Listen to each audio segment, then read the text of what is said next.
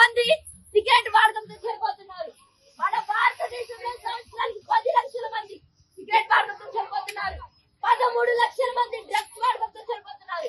వాళ్ళలో ఎవరు ముసలి వాళ్ళు లేరు, కేవలం యవనస్తులు చిన్నపిల్లలు మాత్రమే ఉన్నారు. దయచేసి తల్లిదండ్రులుగా మన బాధ్యతను నెరవేరుస్తాం. మన పిల్లలు అట్లా మత్తుగా బానిసలు అవడం కేవలం మన నిర్లక్ష్యం. తల్లిదండ్రులుగా మన సమయాన్ని సినిమాల్లో పెద్ద పెద్ద పార్టీల్లో మాత్రమే మనం చూసేవాళ్ళం.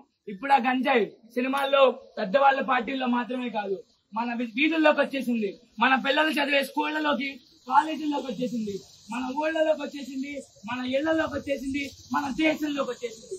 అలాంటి గంజాయిని మనం ఏం చేయాలి?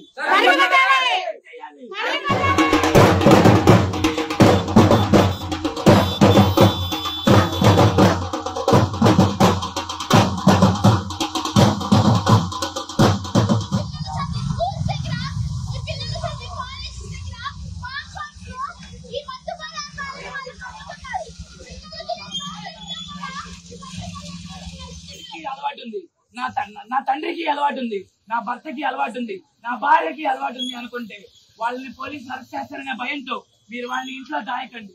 ఎందుకంటే గంజాయి తీసుకుంటున్న వాళ్ళెవరిని ప్రభుత్వం నేరస్తులుగా పరిగణించదు. వాళ్ళు రోగులు, వాళ్ళు వ్యాధిగ్రస్తులు. తాగద్దని చెప్తావు, ఏం చెప్తావు? తాగద్దని చెప్పాలి. మీరు ఎవరైనా అంతే, మీ ముందు ఎవరైనా సిగరెట్ తాగుతున్నా, గంజాయి తీసుకుంటున్నా తాగద్దు అని చెప్పాలి. వాళ్ళని హెచ్చరించాలి.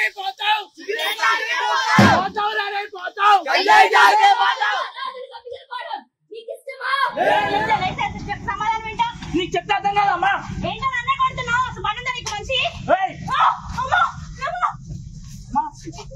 అమ్మా, ఇలా మీ పిల్లలు అవడం మీకు ఇష్టమేనా?